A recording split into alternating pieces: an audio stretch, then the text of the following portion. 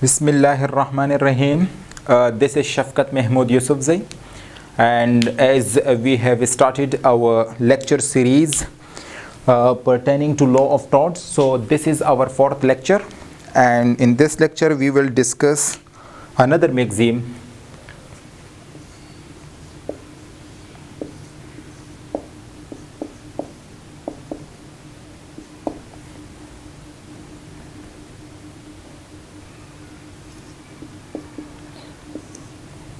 And this is our fourth lecture.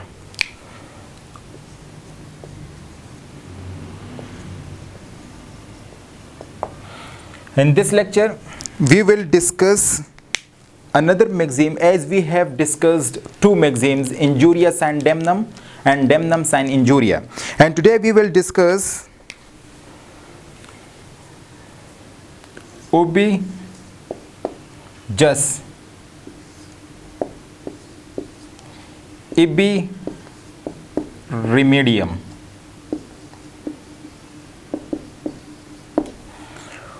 Ubi jus ibi remedium. ठीक है? It means that where there is a right,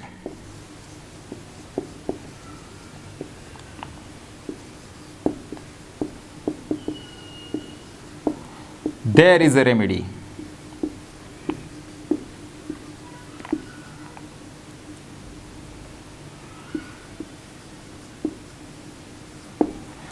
Where there is a right, there is a remedy. जब तक के आपका right infringe नहीं होगा, आपको remedy नहीं दी जाएगी. जैसे कि हमने पीछे जो हमारा थर्ड लेक्चर था उसमें हमने पढ़ा था कि डैमनम साइन इंजूरिया, डैमेज तो हुआ है भाई.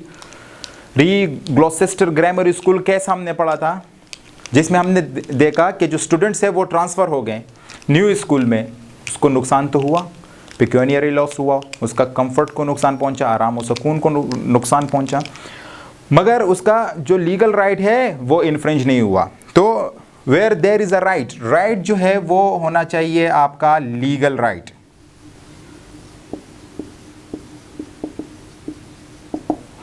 लीगल राइट होना चाहिए. जब तक के लीगल राइट नहीं होगा, आप डैमेजेस क्लेम नहीं कर सकते, आपको रेमेडी जो है वो नहीं मिल सकती कोर्ट से. ठीक है. और अब जो है ये रॉन्गफुल एक्ट, अगर कोई रॉन्गफुल एक्ट कमिट करेगा तो उस जिसका राइट इन्फ्रिंज होगा उसको रेमेडी मिलेगी. ठीक है. रॉन्गफुल एक्ट जो है, यहां पर मैं आपको एक दूसरी बात भी बताना चाहूंगा. जो रॉन्गफुल एक्ट है, wrongful act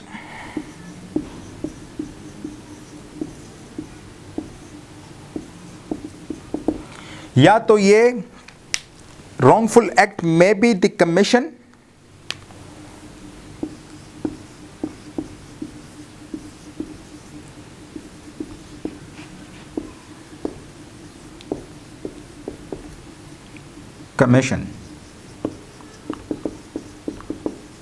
or omission.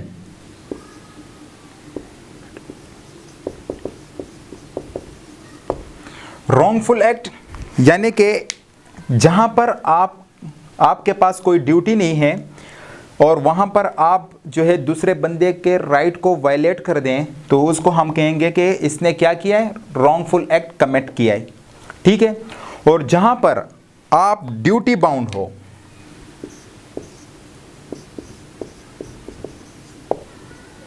Duty है आप पे. ठीक है. ड्यूटी वो ड्यूटी जो कि लॉ ने रिकॉग्नाइज किया है. फॉर एग्जाम्पल, हम एक एग्जाम्पल ले लेते हैं कि पुलिस जो है वो ड्यूटी बाउंड है कि जब भी वो देखें कि यार किसी दूसरे शख्स के राइट्स को वायलेट किया जा रहा है, यानी कि किसी दूसरे शख्स को जो है लूटा जा रहा है, तो उनकी यहाँ पे ड्यूटी बनती है कि वो जाके उस सिचुएशन को क्या करें, रोक दें. ठीक है ना. अगर वो नहीं रोकते तो उन्होंने क्या किया, ओमिशन की है, अपने ड्यूटीज को ओमिट कर दिया है भाई, नहीं, अपनी ड्यूटी फुलफिल नहीं की है. ठीक है. तो रॉन्गफुल एक्ट जो है ये कमीशन भी हो सकता है और ओमिशन भी हो सकता है.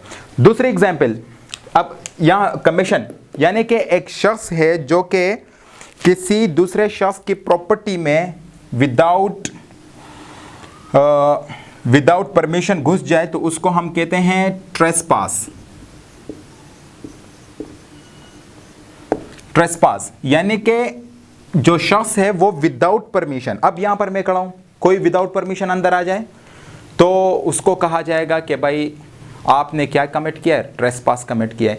तो लिहाजा वो जिस शख्स ने ट्रेसपास कमिट किया होगा वो और जिसका राइट इन्फ्रिंज हुआ होगा वो इस शख्स को जो है डैमेजेस पे करेगा, यानी कि कंपनसेशन देगा। ठीक है, तो ड्यूटी को ना करना भी रॉन्गफुल एक्ट है, और ड्यूटी ना हो जहां पर आपकी ड्यूटी नहीं है कि आप किसी दूसरे शख्स के घर में घुस जाएं, और अगर आप घुस गए तो it is called commission.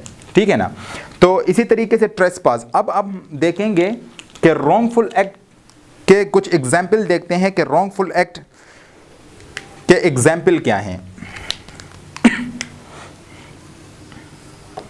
For example, पहला इरेक्शन,